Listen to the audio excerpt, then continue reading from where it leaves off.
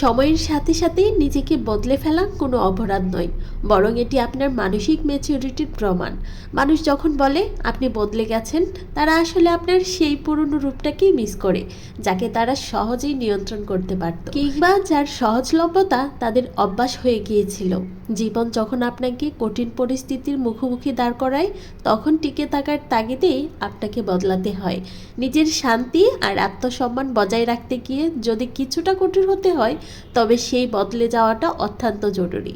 যারা আপনার গ্রোথ বা ইতিবাচক পরিবর্তনকে মেনে নিতে পারে না, তারা আসলে আপনার শুভাকাঙ্ক্ষী ছিল না। তাই নির্দ্বিধায় বলুন, স্থবিরতা মানেই পতন, আর বদলে যাওয়া মানেই হলো জীবনের ধর্ম। আসসালামু আলাইকুম ভিউয়ার্স, কেমন আছেন সবাই? আলহামদুলিল্লাহ, আমরাও ভালো আছি।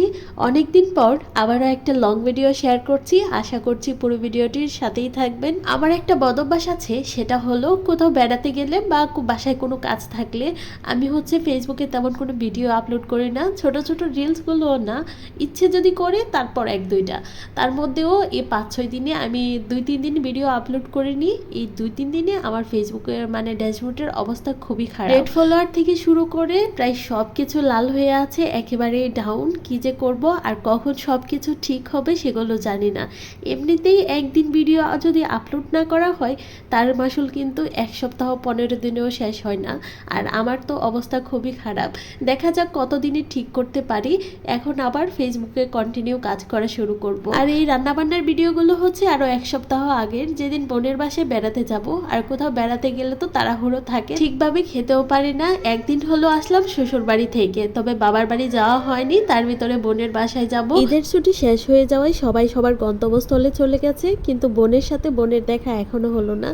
তাই ভাবছি যে বোনের সাথে আগে দেখা করি, তারপর মায়ের সাথে দেখা করব। বোনের বাসায় আমি একা যাচ্ছি না, সাথে ভাই আর ছোট বোনকেও খবর দিয়ে এনেছি, তাদেরকেও নিয়ে যাচ্ছি। এই কয়েকটা দিন সবাই মিলে একসাথে ঘোরাফেরা, খাওয়া দাওয়া সবকিছু মিলিয়ে আলহামদুলিল্লাহ খুব ভালো কেটেছে।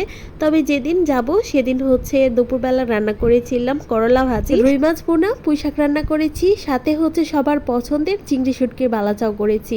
এটা সবাই খেতে খুব পছন্দ করে। এমনিতেই ভাত মুড়ি সবকিছুর সাথেই খাওয়া যায়। রাতের বেলা ব্যাগ গুছিয়ে রেখেছিলাম, সকাল থেকে একেবারে দুপুর পর্যন্ত রান্না বান্না শুরু করেছি। 2টা চুলায় রান্না করেছি, তারপরও একা হাতে কিন্তু সবকিছু সামলানো অনেকটাই কষ্টকর।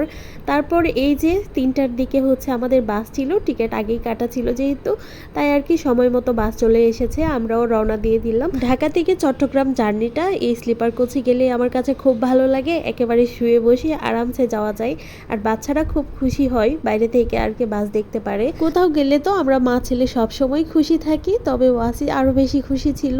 কম্বল মোড়া দিয়ে সে বাইরের দৃশ্যগুলো দেখছে। আজকের ভিডিওটি এখানেই শেষ করছি। কেমন হয়েছে কমেন্ট করে জানাবেন। সবাই অনেক বেশি ভালো থাকবে।